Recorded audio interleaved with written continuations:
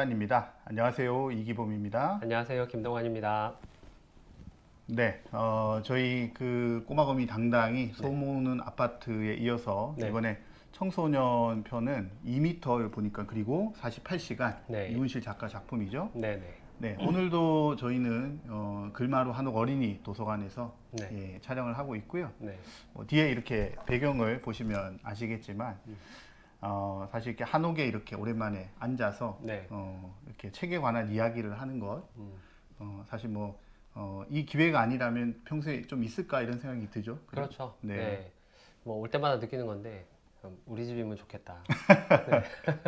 네, 여기 이름이 성학당이거든요. 네. 아마 이제 오신 분들은 아시겠지만 학문을 이루는 곳, 네, 즉 말하자면 책을 읽는 공간과 달리 이곳에서는 또 나만의 어떤 노력의 목표를 향한 노력이 필요한 곳인데 우리들의 목표는 구로 구민들과 함께 뽑은 네.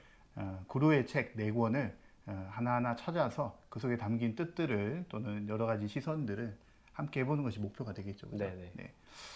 오늘도 네. 성학을 한번 해보겠습니다. 네. 네. 오늘 저희 주제 도서인 2m 그리고 48시간은 네. 이렇게 분량이 많지는 않습니다. 네. 굉장히 좀 잘 읽어지는 책이라 네네. 또 가독성도 좋고. 맞아요. 분량이 잘 안 느껴지죠. 네네. 네.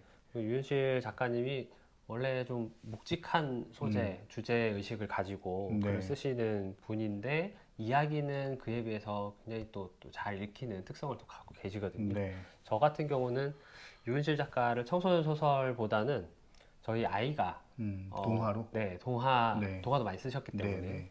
저희 아이가 좋아하는 또 작가님이라서 저도 네. 이제 같이 따라 읽는 편이거든요, 종종. 네. 그 중에서 최근에 드림하우스라는 곰을 가지고 그 풀어낸 우화 형식의 네.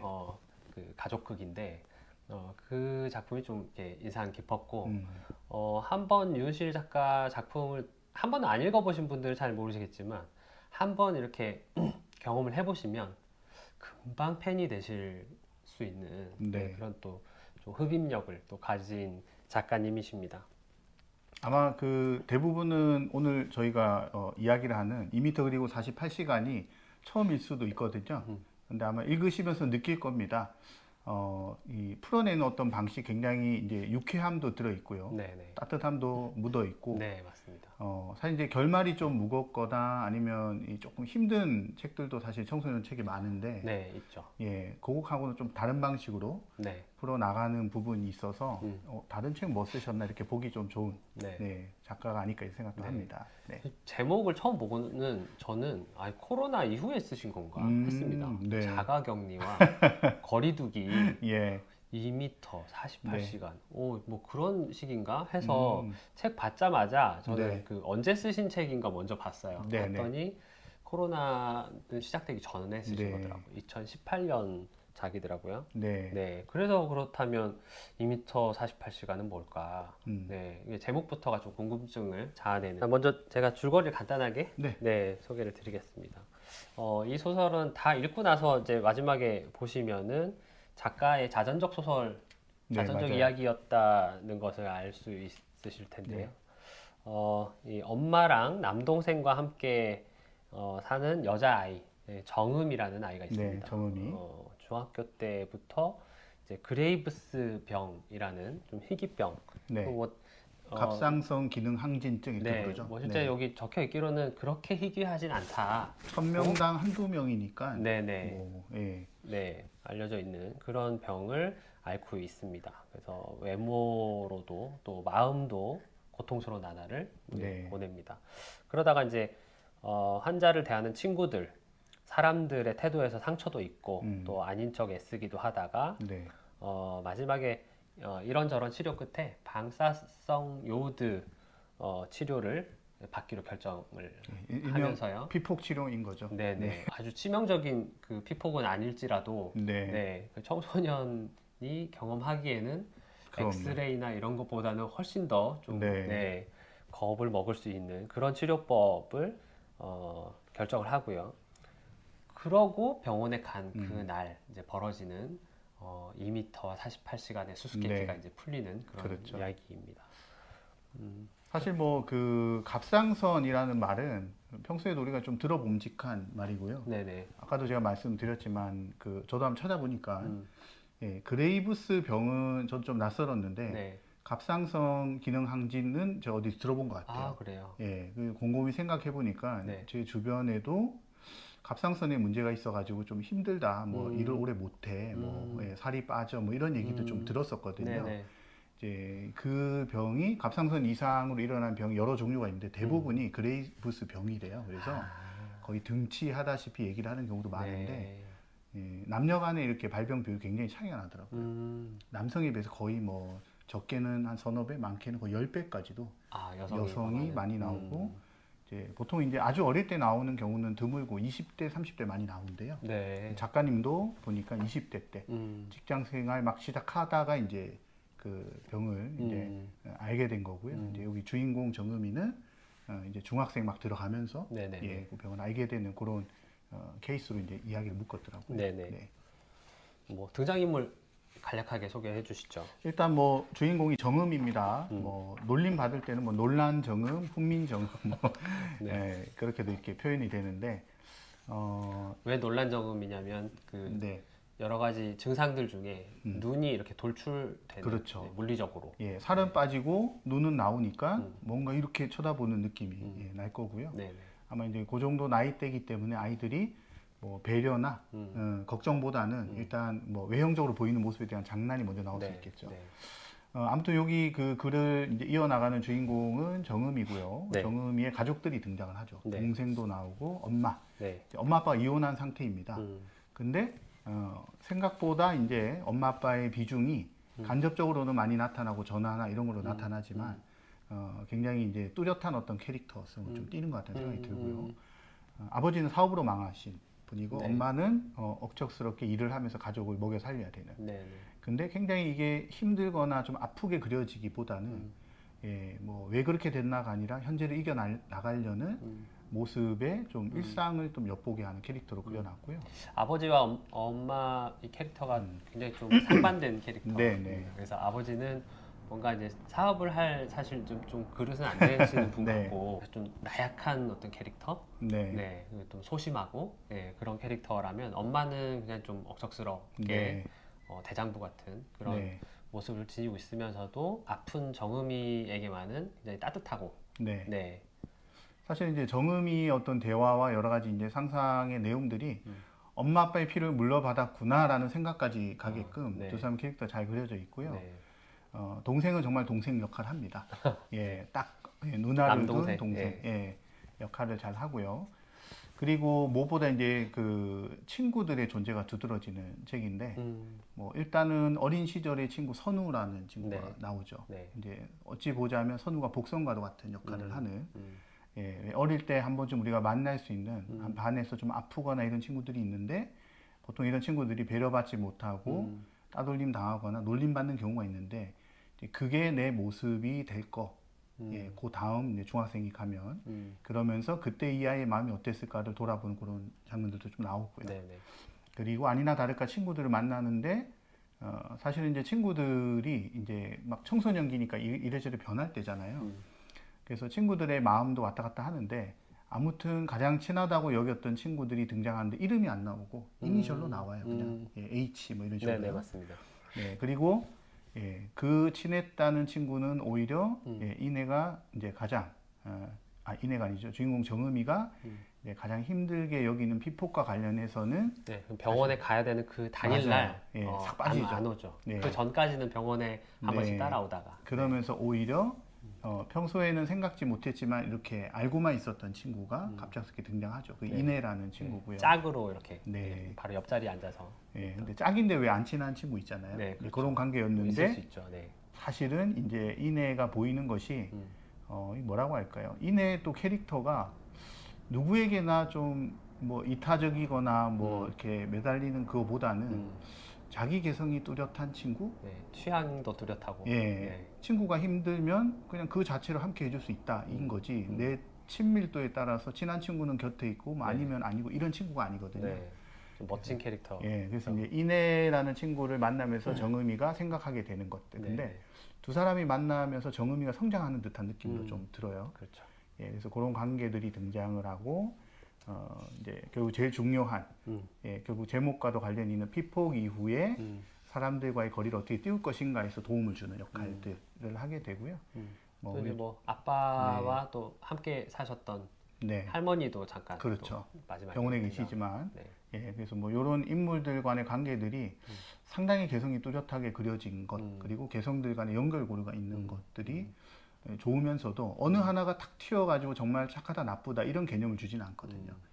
예, 그리고 뭐 어쨌든 결말은 스포일러니까 제가 말씀 안 드리지만 네. 결말까지 보시면 좀 어쨌든 소설이 힘겹게 끝나지 않아요. 제가 해피엔딩이다 이렇게 표현하진 않는데 네. 그래서 끝까지 읽어봄직한 캐릭터들의 어떤 구상들이 잘 돌아가는 책이다 이런 생각이 듭니다. 네. 이게 청소년 소설이 참 어려운 게 저도 네. 뭐 쓰면서 보면 이게 완전 또 아이들 세계를 그릴 때랑 그렇죠. 어른의 세계를 그리는 거랑 그 두 가지는 굉장히 큰 차이가 있다고 하면 이 청소년은 그 사이에 낀 아이들이잖아요. 그래서 어떨 땐 좀 어른스럽기도 하다가 어떨 땐 좀 애같기도 하다가 그렇거든요. 근데 그 사이를 잘 오가지 못하면 이게 살아있는 청소년처럼 느껴지지가 않아요. 네, 그 길에서 만나는 중고등학생 혹은 우리가 가까이 있는 조카나 우리 네. 아이들이나처럼 느껴지지가 않는 거죠. 근데 유현실 작가의 청소년 소설의 이 캐릭터들은 정말 하나하나가 다 살아있습니다. 네. 자, 그러면 오늘도 이 책으로 이제 질문하기? 들어가서 네. 좀 책을 깊이 읽을 수 있는 네. 혹시라도 우리 청소년 소설을 같이 부모님들이 따라 읽으시기엔 좀 쉽지 않으시겠지만 이 책은 뭐 분량도 이렇게 많지 않고 하니까 네. 이번 구로의 책 그리고 원독에 네. 선정된 이 책이니만큼 한번 따라 읽어보시는 것도 네. 특별한 경험이 되시지 않을까 싶습니다. 한번 이제 따라 읽어보시고 그다음 이제 같이 나눠볼 수 있는 질문들, 네. 이야기들을 한번 사실 해보겠습니다. 뭐 청소년이야말로 함께라는 주제와 그 세대의 이름이 제일 잘 어울리잖아요. 그런가요? 청소년이야말로 왠지 떨어져 있는 존재 같고, 음, 예, 따로운 세상, 따로 이제 자기 세상을 꾸려나가는 듯한 네, 아이들이라 가족 속에서도 어린이와는 달리 좀 떨어진 존재로 돼가는 느낌이라 네. 예, 이 책을 읽는 것부터 사실은 예, 부모라면 시작을 해야 되지 않나 이런 생각이 들고요. 똑같이 첫 번째 질문은 함께라는 주제와 어울린다면 네. 어떤 측면일까 음. 생각해 보는 게 좋겠죠. 나와 어떤 부분이 좀 다른 함께 있지만 함께 있다고 느끼지 못했던 계층인가 환자가 되어보기 환자가 되어보는 어떤 경험 간접 경험 네, 이런 걸 주는 책이 아닌가 싶고요. 흔히 뭐 아파보지 않으면 모른다 뭐 이런 얘기가 있고요. 신체적 고통 뭐 혹은 심적 고통을 다 아우르는 게 고통이라는 의미지만 실제 물리적인 어떤 통증 같은 경우는 이게 공감하기가 굉장히 힘듭니다. 그렇죠. 똑같은 네. 어떤 수준의 그 통증을 사람마다 또 똑같이 느끼는 것도 아니기 때문에 맞아요. 네. 우리 역사에서 보면 왜 관우는 맞지도 하지 않고 그냥 예, 화살을 뽑아내잖아요. 네. 남들은 뭐 박힌 것만으로 기절하기 네, 십상인데 그렇죠. 네. 사실 이제 그런 것들이 좀 개인적 차이로서 올 수 있는 예, 그러다 보니 뭐 저거 가지고 그래 이렇게도 될 수 있지만 사실은 이제 좀 다르게 느낄 수 있는 부분이라 네. 결국 함께는 상대에 대한 어떤 이해, 공감, 뭐 배려 이런 게 다 담긴 형태로 보는 거고요. 네. 구조적으로도 네. 앞서 말씀하셨던 그 선우라는 그 어릴 때 만난 친구 음. 그 친구가 알았던 그 병과 같은 병은 아니지만 그 친구가 겪었던 어떤 그 관계 변화 그러니까 네. 아픈 사람이 되고 나서 변화했던 그 관계들을 처음에 목격을 했단 말이에요 주인공 아이가 그렇죠. 네. 그러다가 이제 자기가 똑같은 처지가 됐는데 그런 어떤 환자가 됨으로써 달라지는 것들 네. 이것이 과연 옳은 것인가 혹은 이제 좀 더 나은 방향으로 갈 수는 없나 환자가 된 당사자는 어떻게 해야 되고 또 그 주변 그 관계들은 또 어떻게 뭐 이런 이야기들을 두루두루 좀 생각해 볼 수 있는 책인 네. 것 같습니다.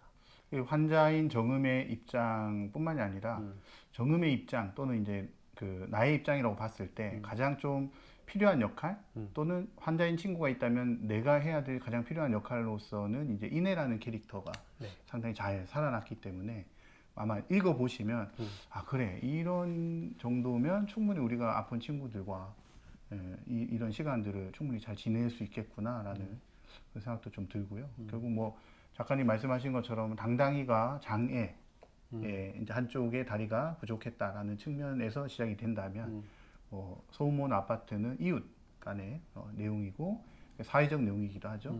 이번에는 이제 환자이기 때문에 이 장애하고는 조금 달라요, 결이요. 예. 그렇죠. 그리고 이제 환자인데 환자가 다른 사람을 걱정해야 되는 또 그런 상황에 놓이다 보니 굉장히 재밌는 설정으로 맞습니다. 지난다는 측면도 볼 수가 있고요. 두 번째 질문은 이건 이제 이기범 작가님이 달아주신 것 같아요. 청소년 소설의 희귀병이나 비일상적 상황이 자주 상정되는 이유는 무엇인가? 네. 사실 뭐 요 책뿐만이 아니라 나머지 세 권의 책도 똑같거든요. 그 청소년 책들 중에 선정을 해야 되니까 책을 읽잖아요. 읽을 때마다 가슴이 무거워집니다. 기본적으로 나의 일상과 이 책에 등장하는 일상이 너무 다르면 뭐가 이제 진짜 일상인가 이런 생각 들었고요. 현재 이제 청소년 소설들 중에 좀 이렇게 주목받는 것들에서도 비슷하게 발견되는 뭐 이런 현상이거든요.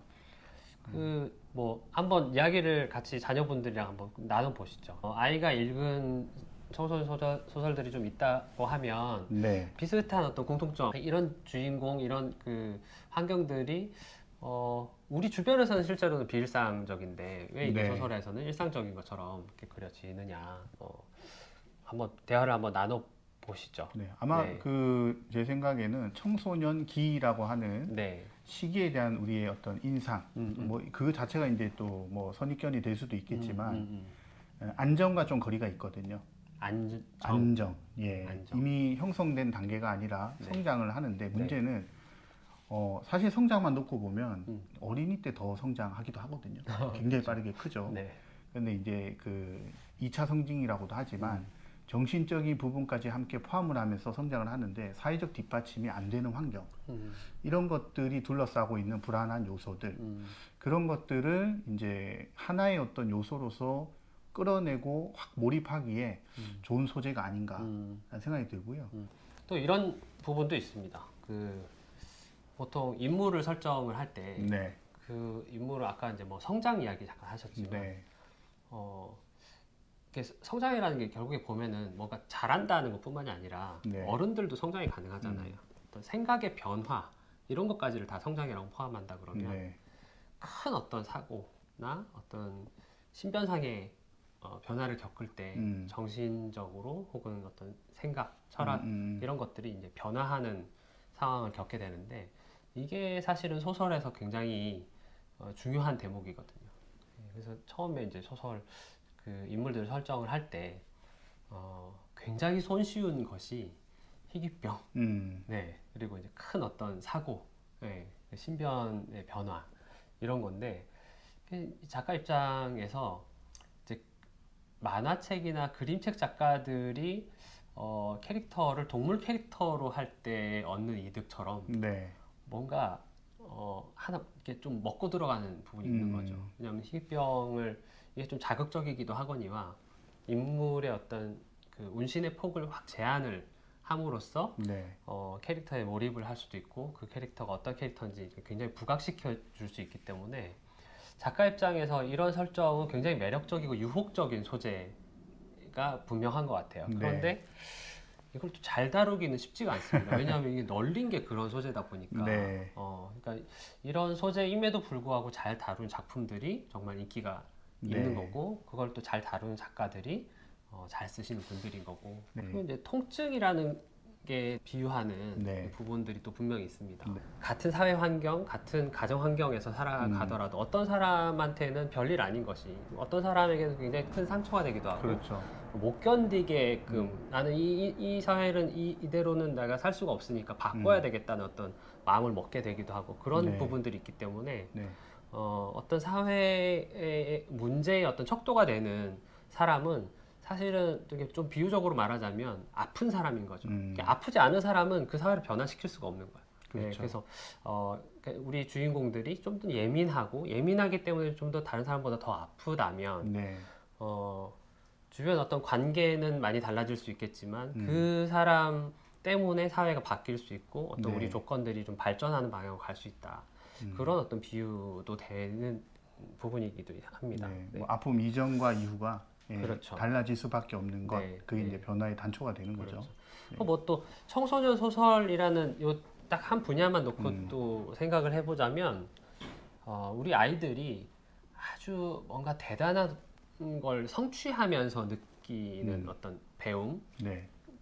부분도 분명히 있지만 실패하면서 혹은 아프면서 느낄 수 있는 이 성장도 분명히 있거든요. 어른들이 아이들한테 주고 싶어 하는 것은 좀 잘 준비해서 네. 잘 배워서 뭔가 좋은 어떤 결과물을 내는 것, 성취감을 느끼는 것이겠지만 좀 인생이 그렇게 마음대로 안 되지 않습니까? 우리 예. 아이들도 마찬가지라서 실패할 확률이 훨씬 높고 실제로 실패하는 경험이 더 많죠. 근데 실패하면서 배우는 것이 더 많다는 것을 우리가 좀 알려줄 필요가 있고 그런 설정들이 아이가 아프고 뭔가 좀 불행하고 실패를 겪는 그런 이유가 또 거기에서 또 오기도 하지 않나 싶습니다. 그런 질문도 던지는 것 같아요. 친하다고 여겼던 친구들도 나오고 그냥 단순히 내 짝이고 독특하게만 보았던 친구도 나오는데 되게 어려운 순간에 이 아이들이 취하는 행동들이 이제 새로운 어떤 관점을 갖게 해주거든요. 예. 뭐 이렇게 할 수 있겠죠. 아까 친구들이 하나는 이니셜로 표현되고 또 하나는 이제 이름으로 표현되는 것만으로도 어떤 존재인가라는 생각을 던지기도 그러네요. 하는데 네. 그럼 이제 이내라는 친구가 이제 대표적으로 나오죠. 네네. 힘들 때 옆에서 묵묵히 도와주고 근데 그러면 이 이내라는 친구의 캐릭터는 그럼 이게 정답에 가까운 친구인가? 예, 이해와 배려의 뭐 어떤 아이콘으로 볼 수 있느냐? 아니면 뭐 어떤 사정이 있다고 좀 약간 발뺌하면서 안 왔던 친구는 그럼 다시는 안 봐야 되는 친구냐? 여러 가지 생각을 하게 하거든요. 예. 뭐 말 나온 김에 이 책을 네. 읽고서 네. 친구에 관련된 고사성어나 속담 이런 것도 네. 한번 찾아보면 의미가 있겠네요. 네, 뭐 네. 고사 그 성어 속담 뭐 이런 것도 좋고요. 아니면 컨텐츠들, 친구와 관련된 컨텐츠들이 어떻게 다루어지고 있는가. 우리 세대 같으면 뭐 영화 친구가 아마 네. 바로 떠오를 것이고요. 네. 뭐 지금 세대 아이들은 친구랑 관계를 어떻게 가져갈 것이냐. 사실 예전에 이제 학교 괴담, 여고 괴담 같은 것들이 학교라는 공간이 이제 어떻게 이해되고 있는가를 그냥 단순한 뭐 이렇게 호러물 귀신 영화가 아니잖아요. 그러니까 그 시대에 맞게끔 친구 학창 시절의 관계를 어떻게 보는가. 그럼 이제 이 시대에는 어떻게 다 바라보는가. 뭐 우리 시대 뭐 미디어의 이제 완결판이라고 한다면 유튜브, 넷플릭스라고 할 수 있겠는데 네. 거기에서는 뭐 친구를 검색했을 때 뭐가 나올까. 네. 뭐 여러 가지 빅데이터는 뭐가 될까 이렇게 뭐 확장을 해 보면 좀 전통적인 형태의 뭐 고사성어나 이런 거 외에도 여러 가지 컨텐츠적으로 친구의 의미를 찾아볼 수 있지 않을까 네. 그런 생각이 듭니다. 네. 또 뭐 독후 활동으로 네. 괜찮은 것 하나 소개해 주신다면. 사실 이제 뭐 독후 활동이라기보다 네. 이 책을 읽으면서 제일 제가 해보고 싶었던 것, 네. 예, 이제 뭐 말 그대로 내가 피폭이 되어서 2m 내에 사람들이 들어오면 곤란하다 인 거잖아요. 네.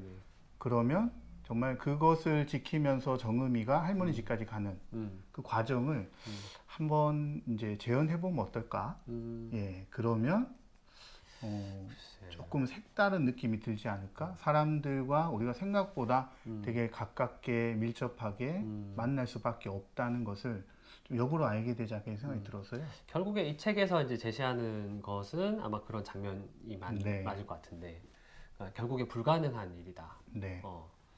그리고 우리가 이렇게 가까웠나? 뭐 이런 걸 이제 좀 자각하게 되는. 근데 이토록 물리적 거리는 가까웠는데 왜 나는 외롭지? 라든지 우리는 왜 이렇게 멀리 있는 것처럼 느껴지지? 내 주변에는 왜 이렇게 아무도 없지? 뭐 이런 걸 자각하게 되는 그런 어떤 의도로 쓰여진 것 같은데 실제로 선생님 말씀 듣고 제가 이제 떠올려 보면 일단 서울에서는 불가능할 것 같다. 무조건 그런 생각도 들고요. 일단 뭐 대중교통을 타는 이상 대중교통이 텅텅 비는 거는 사실상 그러니까요. 불가능에 가깝거든요. 네네. 그러면 이제 그 다음이 꼭 나오잖아요. 그럼 불가능하다가 아니라 선택을 해야 되거든요. 어떻게? 예컨대 내가 탔는데 어린 아이와 함께 있는 엄마가 있고요. 네. 임산부가 있고요. 네. 청년이 있고요. 네. 예, 또 어르신들이 있어요. 그러면 그 중에 내가 선택을 한다면 어디를 가야 하는가에 대한 어떤 고민들. 누구를 피폭시키고 누구를 봐줄 것인가. 네. 근데 이제 거기서 이제 사회적 배려라는 게 층층이 고민이 되는 거죠. 그런 측면들도 네. 책을 읽으면서 맞습니다. 이제 이 정음이 책의 어떤 재미있는 부분이. 예, 맞아요. 네. 예, 그런 생각이 들었고, 근데 사실 우리가 원치 않았지만 집단적으로 비슷한 걸 하고 있잖아요. 예, 뭐 저희는 지금 방역 수칙을 준수하면서 이렇게 이야기를 하고 있지만 네. 마스크를 쓰고 마스크를 벗으면 2m 안에 들어가지 못해, 이건 이제 규정이 돼 있어요. 네네. 예, 그러니까 우리는 뭐 알게 모르게 그레이브스 씨를 만날까, 여기서 말하는 그레이브스 씨는 이제 저거잖아요, 코로나잖아요. 네네. 그러면서 사람들과 잠깐 떨어져도 보고 가까이 갔을 때 한 번 더 상대방과 이런 상황들을 이제 보게 맞습니다. 되고, 예. 그래서 우리가 코로나 이후에 사실 좀 깨닫게 된 것들도 많이 있죠. 그렇죠. 이제 우리가 사람 간의 관계에 대해서 네. 다시 생각해보는 계기도 됐고, 네. 그러면서 여러 가지 그 산업이나 문화의 성격들도 좀 많이 바뀌었습니다. 네. 1년 남짓 동안에. 뭐 이 책이 뭐 그걸 이제 뭐 예측하고 쓰일 수 없는 책이지만 그렇죠. 비슷한 맥락에서 우리가 어떤 질병, 여기서는 뭐 우리 실제 세상에서는 감염병이지만 여기서는 네. 어떤 희귀병, 희귀병인데 감염병과 비슷한 어떤 그 피폭 상황을 가지고 누군가에게 피해를 줄 수도 있고 네. 누군가에게 피해를 얻을 수도 있고, 그러니까 우리 앞에서 봤던 뭐죠? 소음 모으는 아파트에 나오는 우리 아이들처럼 네.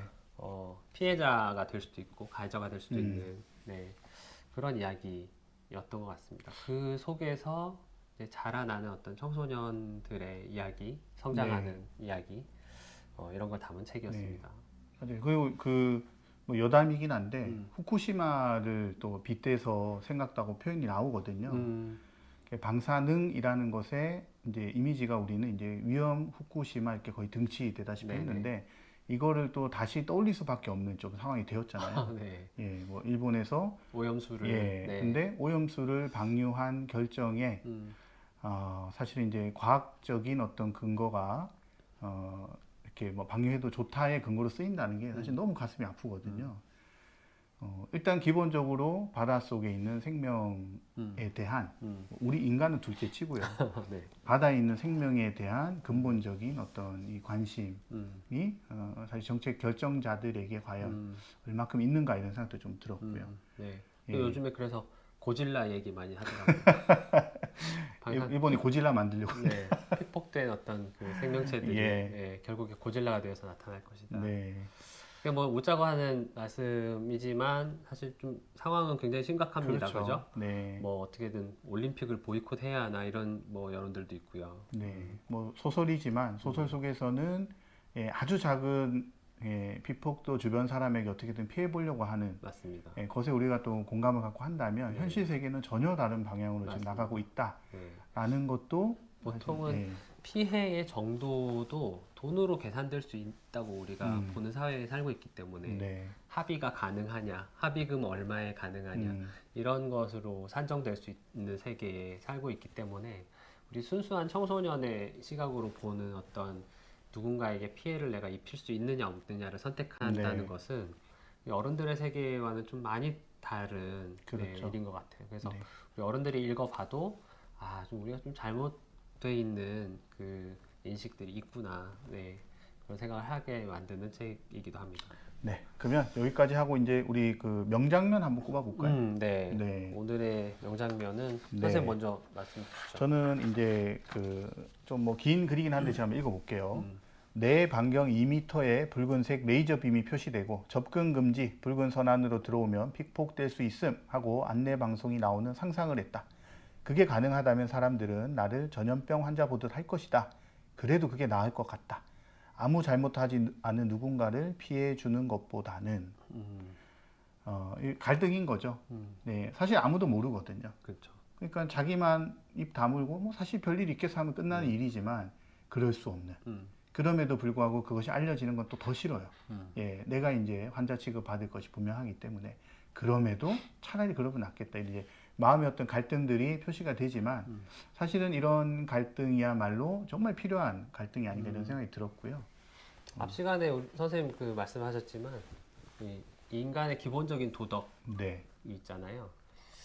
글쎄 보면은 우리가 세운 법이나 규제, 규칙들은 사실은 다른 사람이 없을 때에는 적용이 잘 안 되는 규칙들입니다. 그렇죠. 다른 사람이 모를 때는. 그런데 도덕이나 우리가 인간성 이런 것들은 다른 사람이 보지 않을 때를 더 중요시하지 않습니까? 네. 그래서 뭐 군자 성인이란 말이 나온 거죠. 네. 네.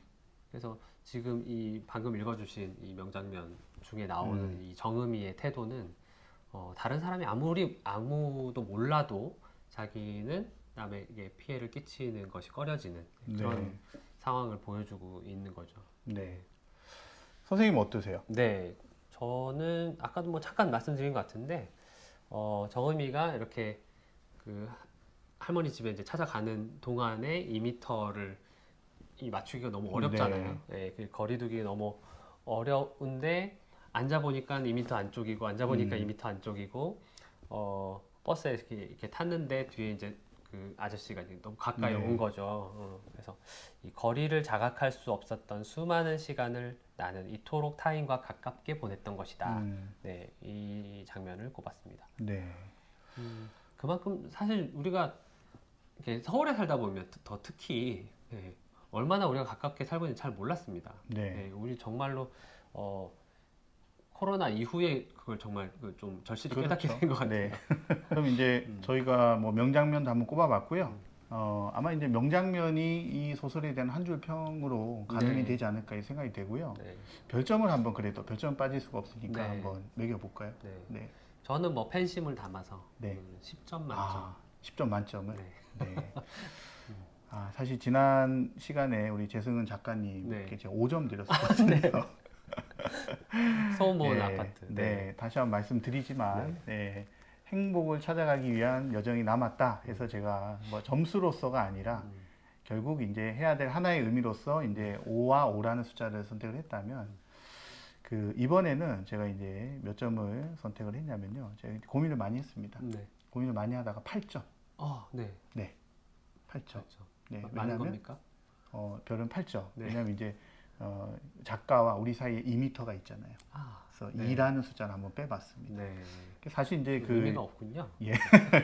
책에 대한 뭐 평과 호불호를 떠나서 네. 결국 함께 읽자라고 약속한 책이기 때문에 네, 맞습니다. 예. 저희가 오늘 이제 뭐 방송 계속 하고 있는 이유도 네, 반드시 이 내고는 꼭 올해 안에 읽어봐 네. 주십사 하는 마음이기 때문에 네. 자, 그러면 오늘 세 번째 책 네. 온독의 세 번째 책으로 2m 그리고 48시간 유은실 작가의 네, 청소년 소설을 오늘 전해드렸고요. 다음 주는 저희 마지막 시간으로 네. 성인 분야에서 네. 꼽힌 전직 그 네, 여성가족부 차관이죠. 차관님이죠. 네, 김희경 작가님의 이상한 정상가족을 네. 예고 드리면서 제목부터 독특하죠. 네. 네. 이야기 책이 아닙니다. 이 책은요. 네, 이야기보다 더 큰 이야기를 가지고 있다라고밖에 할 수 없는 네. 꼭 다 읽고 오셨으면 좋겠어요. 오늘 네. 유일한 이제 그 성인 대상의 네. 도서기 때문에 읽고 또 만나 뵙는 걸로 하겠습니다. 네, 오늘 여기까지 하겠습니다. 네, 다음 고맙습니다. 시간에 뵙겠습니다. 네. 고맙습니다.